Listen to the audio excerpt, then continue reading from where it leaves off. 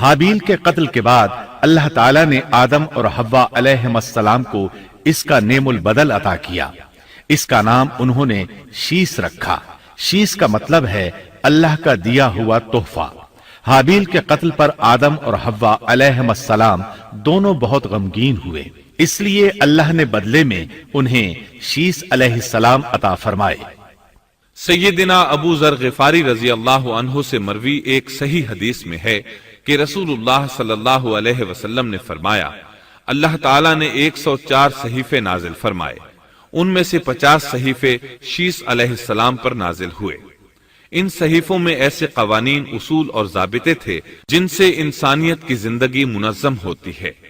شیس علیہ السلام نے آدم علیہ السلام سے علم حاصل کیا، لیکن آدم علیہ السلام کا تمام علم وہ حاصل نہ کر سکے، اس لیے کہ آدم علیہ السلام نے بالمشافہہ اللہ تعالیٰ سے علم حاصل کیا تھا، اور بہت سی اشیاء کا علم اللہ تعالیٰ نے انہیں سکھا دیا تھا، اس لیے وہ تمام علماء سے بڑھ کر عالم تھے۔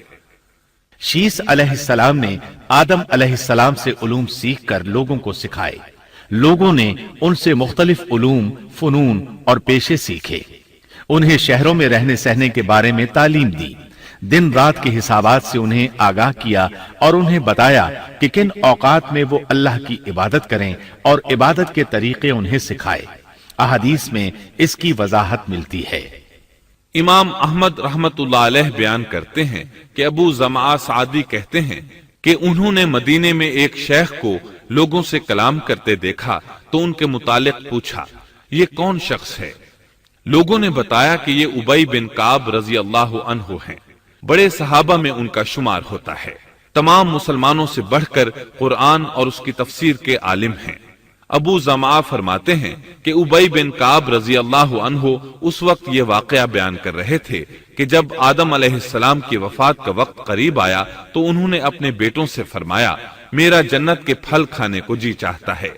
جنت کے پھل دنیاوی پھلوں جیسے ہی ہوتے ہیں، سیب، انار، انگور، یہ سب جنت میں موجود تھے۔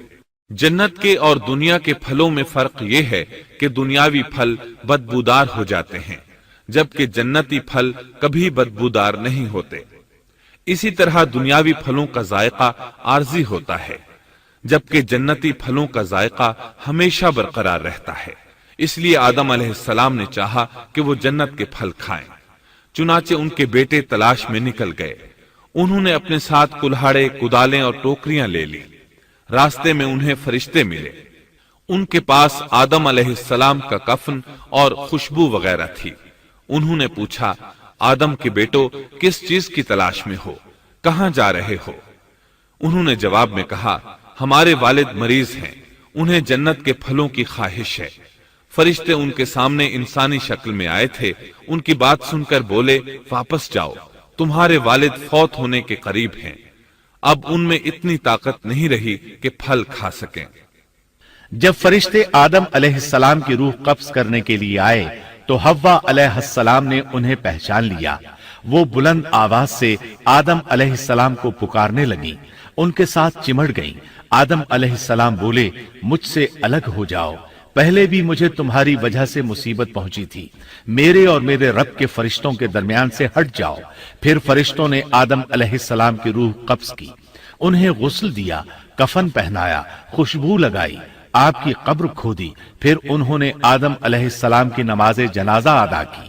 اس کے بعد انہیں قبر میں اتارا، پھر اوپر مٹی ڈال دی اور بولے، آدم کے بیٹو، تمہارے لیے یہی طریقہ ہے۔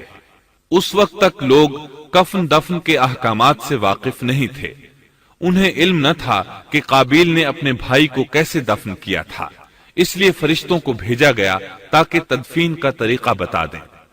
تو اس طرح انسان کو دفن کرنے کا طریقہ معلوم ہوا جو فرشتے لے کر آئے تھے۔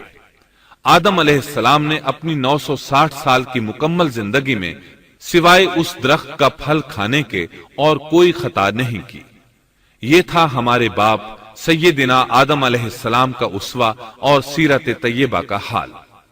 آپ کی وفات کے 1 سال بعد حوا علیہ السلام بھی وفات پا گئیں۔